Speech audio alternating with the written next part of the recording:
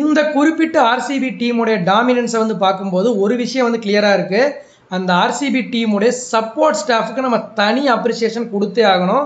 இந்த code coach அப்படின்னு சொல்லக்கூடிய ஆண்டி ஃப்ளவர், அவர் வேர்ல்டு வைடு ஜெயிக்காத டோர்னமெண்ட்ஸே வந்து கிடையாது.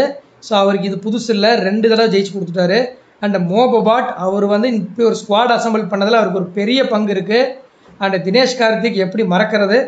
ஆர்சிபி ஃபேன்ஸ் காலத்துக்கு நன்றி கடனோடு இருக்க போகிறாங்க. எல்லா பிளேயர்ஸோட சூப்பர் ரேப்போ வந்து வச்சுருக்காரு.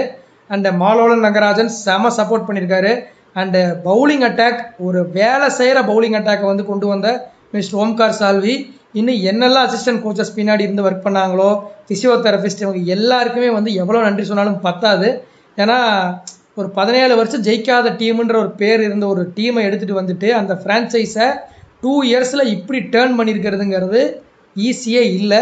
ஸோ பண்ணியிருக்காங்க. ஸோ ஆர்சிபியோட சப்போர்ட் ஸ்டாஃப் வந்து ஒரு எக்ஸாம்பிள் செட் பண்ணியிருக்காங்க. நாங்கள் வந்து பேக்ரவுண்ட் ஸ்டாஃப் நினச்சா அந்த ஃப்ரான்ச்சைஸோட ஃபேட்டையே வந்து எப்படி வேணால் மாற்றலாம் அப்படிங்கிறத. ஸோ கோயிங் ஃபார்வர்டு எல்லா டீம்ஸுமே இதை வந்து சீரியஸாக எடுத்துகிட்டு சப்போர்ட் ஸ்டாஃபில் வந்து இன்வெஸ்ட் பண்ணுவாங்கன்றதை நம்ம எதிர்பார்க்கலாம்.